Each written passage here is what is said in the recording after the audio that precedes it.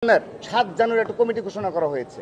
সেই কমিটির মাধ্যমে তারা যদি ছাত্র রাজনীতি পরিচালনা করতে পারে এবং শিবিরের কমিটি রয়েছে, আমরা যতটুকু অবগত রয়েছি এই শিবির, তাহলে কেন তাদের উপর এভাবে আমরা যে ভিডিও ফুটেজগুলো পাচ্ছি এখন, এবং সেই ফুটেজে দেখা যাচ্ছে যে বৈষম্য বিরোধী ছাত্র আন্দোলনের আহ্বায়ক, আমরা তাকে শিবিরের নেতা হিসেবেই জানি, এবং ক্যাম্পাসেও গতকাল যারা হামলা করেছে তাদের সবাইকে শিবিরের নেতা হিসেবে জানে।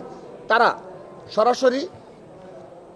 সরাসরি গিয়ে হামলা চালালো এবং বিনা কারণে কোনো কারণ নেই। তো তারা যদি এই ক্যাম্পাসগুলোতে ছাত্র রাজনীতি চালু রাখতে পারে, সেখানে ছাত্র দল ছাত্র রাজনীতি কেন করতে পারবে না? এটি হলো আমাদের প্রশ্ন। কিন্তু আমরা এখনো সেই জুলাই আগস্টের যে আন্দোলনের মাধ্যমে আমরা যে এক এবং ঐক্যবদ্ধ একটি ছাত্র সংগঠন হিসাবে সকল ছাত্র সংগঠনের সাথে এক এবং ঐক্যবদ্ধভাবে বাংলাদেশ বিনির্মাণের আমরা যে অঙ্গীকার করেছি, আমরা সেই ঐক্য বজায় রাখতে চাই। কিন্তু এই বৈষম্য বিরোধী নামধারী যদি প্রতিটি বিভিন্ন ক্যাম্পাসে, অল্প কিছু সংখ্যক ক্যাম্পাসে যেখানে গুপ্ত সংগঠনের নেতা কর্মীরা ক্যাম্পাসে ছাত্র রাজনীতি থাকবে না বলে যে অপপ্রচার চালায়, এবং সেজন্য তারা যে গ্রাউন্ড ওয়ার্কগুলো করে সোশ্যাল মিডিয়া, পরবর্তীতে যখন তারা ব্যর্থ হয় এবং ছাত্র দলের জনপ্রিয়তা বলেন, অপর ছাত্র সংগঠনের জনপ্রিয়তা বলেন, যখন ব্যর্থ হয় তখন দেখা যাচ্ছে তারা শিবির হিসেবে আত্মপ্রকাশ করে। উদাহরণস্বরূপ বলতে পারি, তিতুমির কলেজে আপনারা লক্ষ্য করবেন 7 আগস্ট থেকে তিতুমির কলেজের যে শিবিরের সাধারণ সম্পাদক, সে প্রতিদিন ওই তিতুমির কলেজ ছাত্র দলের তিতুমির কলেজের সাধারণ শিক্ষার্থীদের যে সোশ্যাল মিডিয়া গ্রুপগুলো রয়েছে সেখানে তিনি ব্যাপক প্রচারণা চালাতেন যে এই ক্যাম্পাসে ছাত্র রাজনীতি থাকা যাবে না, এবং সেজন্য তিনি অনেকগুলো কর্মসূচি পালন করেছেন। পরবর্তীতে এই কিছুদিন আগে যখন শিবিরের কমিটি ঘোষণা হলো, তাকে সাধারণ সম্পাদক করে শিবির কমিটি ঘোষণা করলো।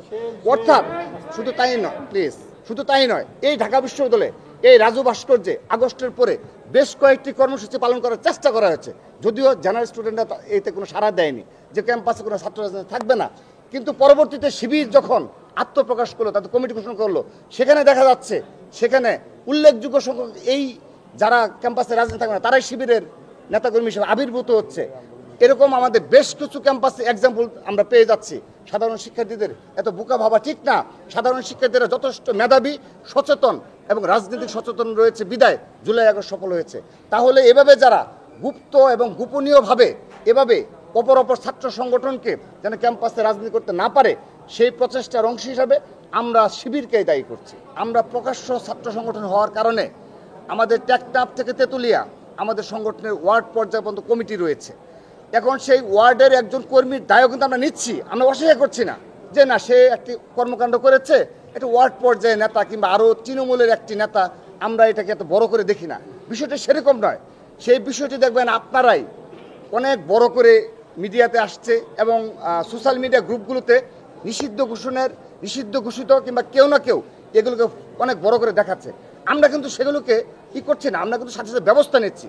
আপনি যে প্রশ্নটি করলেন, দেখেন আমাদের লক্ষ নেতাকর্মী, আমরা সদস্য ফরম কতগুলো এই বিতরণ করেছি, এই আগামী 1 মাস পরে আনুষ্ঠানিকভাবে আপনাদের জানাবো, ডাটাবেস তৈরি করে যে ছাত্র দলের এই লক্ষ নেতাকর্মী। এখন সেখানে একটা ছোট একটা ইউনিটে কিংবা কেউ যদি এই ধরনের কোনো স্লোগান দিয়ে থাকে, আমরা তাকে তাৎক্ষণিকভাবে নিবৃত্ত করব, এবং আগামীতেও যদি এই ধরনের কোনো এই আমাদের যেটা আমাদের সাথে যায় না, এবং আমরা একটা নতুন ধারা ছাত্র রাজনীতি চালু করছি, সেখানে এই ধরনের একেবারে লক্ষ নেতাকর্মীর মাঝে 1 কিংবা 2টা এক্সাম্পল আপনি দিতে পারছেন, আপনি উল্লেখ করেছেন, আমরা সেটাও পুরোপুরি নিরুৎসাহিত করি। এবং কখনো এই ধরনের স্লোগান না, এই ধরনের কোনো মানসিকতা আমরা পোষণ করি না।